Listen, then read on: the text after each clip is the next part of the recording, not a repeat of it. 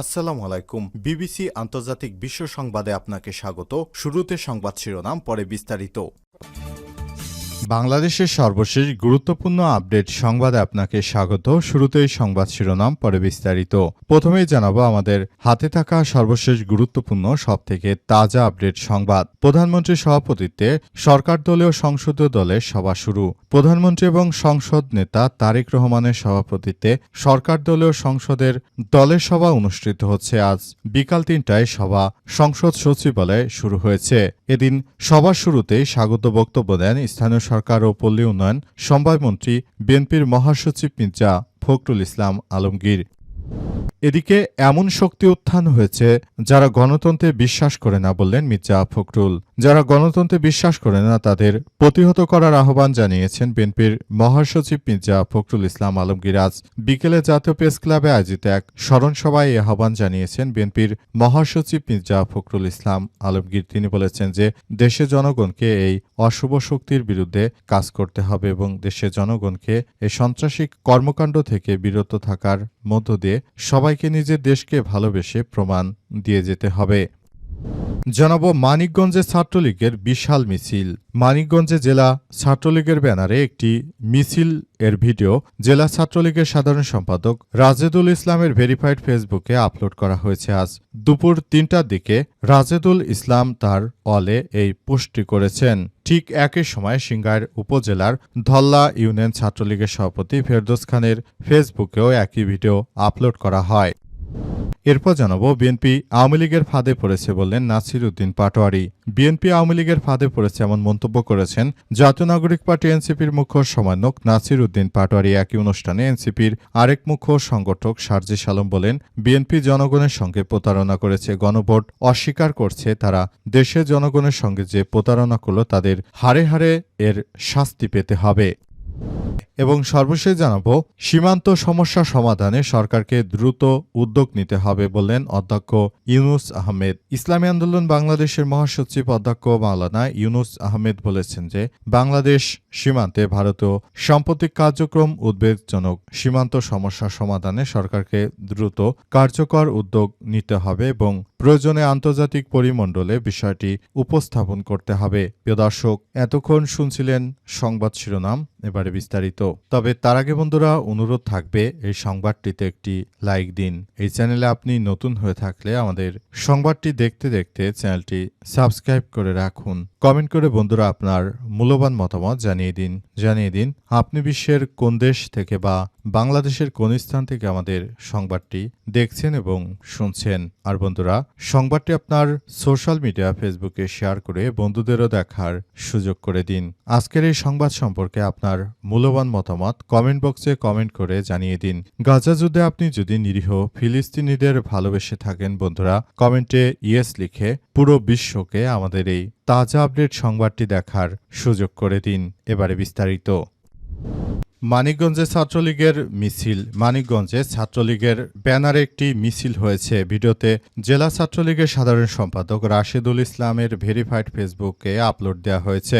আজ দুপুরে ৩টার দিকে রাশেদুল ইসলাম তার ওয়ালে এই পোস্ট করেছেন। ঠিক একই সময়ে সিংগাইর উপজেলার ধল্লা ইউনিয়ন ছাত্রলীগের সভাপতি ফেরদৌস খানের ফেসবুকেও একই ভিডিও আপলোড করা হয়েছে। যে ব্যানারে নিষিদ্ধ ছাত্রলীগের ঝটিকা মিছিল বের করা হয়েছে তাতে লেখা ছিল, প্রত্যাবর্তন 2.0 লোডিং, দেশ বাঁচাতে প্রয়োজন শেখ হাসিনার প্রত্যাবর্তনের সময় শত শত নেতাকর্মী মিছিলে অংশ নেয়। এতে অনেকেরই মুখে মাস্ক ও হেলমেট পরা ছিল।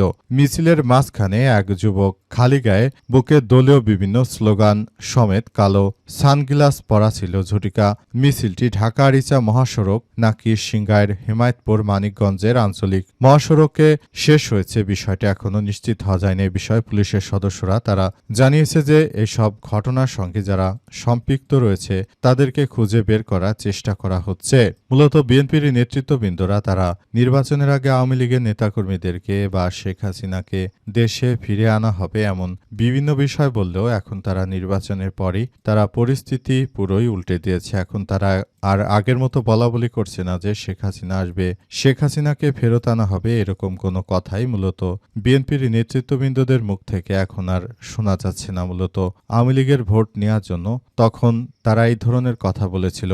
পাশাপাশি বিএনপির প্রধান নেতা তারেক রহমান তিনি বলেছিলেন যে তারা নাকি ক্ষমতা আসার পর দেশজুড়ে ৪ কোটি পরিবারকে ফ্যামিলি কার্ডের আওতায় আনা হবে, কিন্তু কই এখন পর্যন্ত তো বিএনপি কোনো কিছুই করতে পারল না। পাশাপাশি আজ সাভারে ১৮০০ অধিক মানুষকে তারা ছাঁটাই করেছে, যেটি বিএনপির একজন এমপির গার্মেন্টস, সেই গার্মেন্টস থেকে বিপুল পরিমাণ কর্মীদেরকে ছাঁটাই করা হয়েছে। অথচ বিএনপি বলেছিল যে তারা ক্ষমতা আসার ৬ মাসের মধ্যে ১৮ লক্ষ কর্মসংস্থান করবে, কিন্তু প্রকৃতপক্ষে তার কিছুই করতে পারেনি এই সরকার।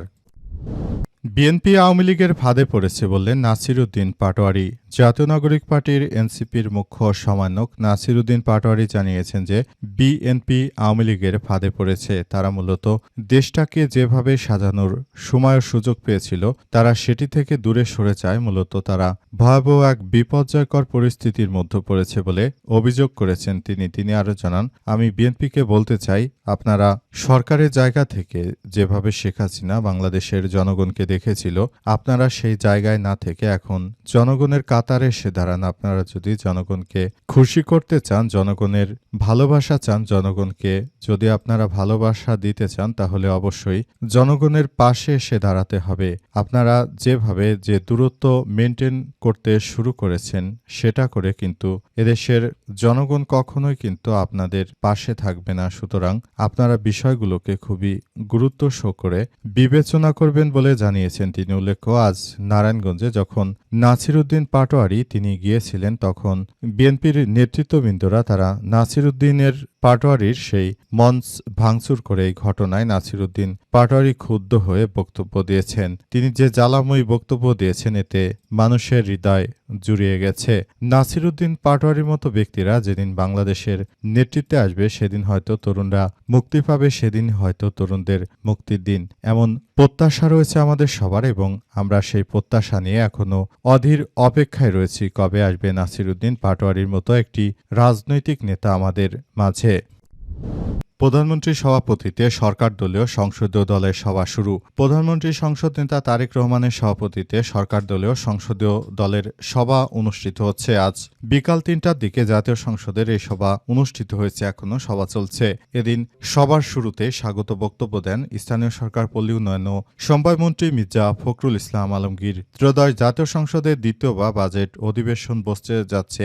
এদিন বিকাল ৩টায় এই অধিবেশন শুরু হবে। এ লক্ষ্যে জাতীয় সংসদ ভবন এলাকাসহ রাজধানীর গুরুত্বপূর্ণ কিছু এলাকায় আগ্নেয়াস্ত্র বহনসহ সব ধরনের বিক্ষোভ সভা সমাবেশ ও মিছিল শোভাযাত্রা নিষিদ্ধ করেছে ঢাকা মেট্রোপলিটন পুলিশ। উল্লেখ্য, গত ১২ মার্চ ত্রয়োদশ জাতীয় সংসদ নির্বাচনের প্রথম অধিবেশন বসে। সংসদের এই অধিবেশন শেষ হয় গত ৩০ এপ্রিল। আবারও নতুন করে তারা বাজেট নিয়ে বিভিন্ন বক্তব্য পেশ করছে এবং নেতাকর্মীদেরকে সবাইকে সঙ্গে নিয়ে মূলত তারা এই বাজেট প্রক্রিয়া নিয়ে আলাপ আলোচনা করছে। মূলত তারা বাজেট প্রক্রিয়াকে কিভাবে ত্বরান্বিত করা যায় সব বিষয় নিয়ে মূলত তারা কার্যক্রম চালিয়ে যাচ্ছে। মূলত বিএনপির সরকার ক্ষমতা আসার পর এটি প্রথম তাদের বাজেট হতে চলেছে এবং এই বাজেটে তারা নানাভাবে বিভিন্ন বিষয় নিয়ে তারা কার্যক্রম চালিয়ে যাচ্ছে। বিএনপি মূলত চায় যে নতুন করে বিষয়গুলো তাদের সামনে খুব সুন্দরভাবে উপস্থাপিত হোক, বিষয়গুলো তারা খুবই গুরুত্ব সহকারে দেখছে। নতুন করে যে বাজেট প্রক্রিয়ার মধ্য দিয়ে যাচ্ছে সেটি আসলে আমাদের সবার জন্য খুবই বড় ধরনের একটি ইতিবাচক সম্পর্ক হিসেবে গড়ে তোলা হচ্ছে। এমন শক্তির উত্থান হয়েছে দেশে যারা গণতন্ত্রকে বিশ্বাস করে না, বললেন মির্জা ফখরুল। বিএনপির মহাসচিব মির্জা ফখরুল দাবি করেছেন যে দেশে নাকি এমন শক্তির উত্থান হয়েছে যারা নাকি দেশে গণতন্ত্র বিশ্বাস করে না, কিন্তু সেই শক্তি কারা সেসব কথা আসলে বিএনপির মহাসচিব মির্জা ফখরুল ইসলাম বলতে পারেননি। তবে তার এমন উদ্ভট পাগলের প্রলাপের বক্তব্য অতীতেও শেখ হাসিনার সময় তিনি অনেকবার দিয়েছেন, কিন্তু এখন আসলে সেগুলো দেখা যাচ্ছে না।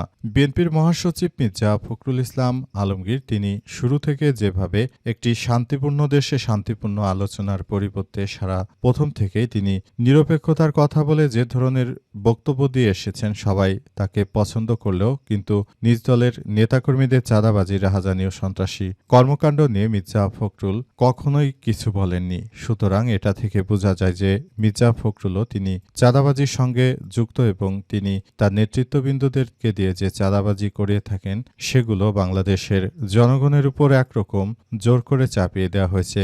অতীতে বাংলাদেশের পানি সম্পদ মন্ত্রী ইয়ানির চাঁদাবাজির একটি কথা ভাইরাল হয়েছিল সামাজিক যোগাযোগ মাধ্যমে। সেখান থেকে মূলত অ্যানির মতো ত্যাগী নেতারাও যেহেতু চাঁদাবাজির সঙ্গে যুক্ত, সুতরাং বিএনপির অন্যান্য নেতৃত্ববৃন্দরা তারাও যে চাঁদাবাজির সঙ্গে যুক্ত তার আর বলার অপেক্ষা রাখে না। তাদের নেতাকর্মী সবাই চাঁদার সঙ্গে যুক্ত এবং তারা সবাই দেশের জনগণের বিরুদ্ধে এই ধরনের বক্তব্য দিয়ে জনগণের শান্ত মনকে শান্ত করে তারা মূলত নিজেদের পকেটে ভারী করছে এই সব নেতৃত্ববৃন্দরা। তা না হলে সারা দেশ জুড়ে বিএনপির নেতাকর্মীরা যে ধরনের চাঁদাবাজি ও রাহাজানি সন্ত্রাসী ঘটনা ঘটাচ্ছে, এই ঘটনা ঘটানোর পরও তারা কিভাবে এখন পর্যন্ত তাদের নেতাকর্মীদেরকে কিছুই বলছে না। এই ধরনের কার্যক্রমে ব্যথিত হয়েছে দেশের জনগণের মনে। কিন্তু বিগত ১৭ বছর ধরে যে বিএনপিকে দেখে এসেছে, এরা এখন এই বিএনপিকে দেখে সবাই হতচকিত হয়ে গেছে। মূলত প্রকৃতপক্ষে বিষয়গুলো আসলে কি হতে চলেছে সেটি এখন পর্যন্ত বোঝা যাচ্ছে না।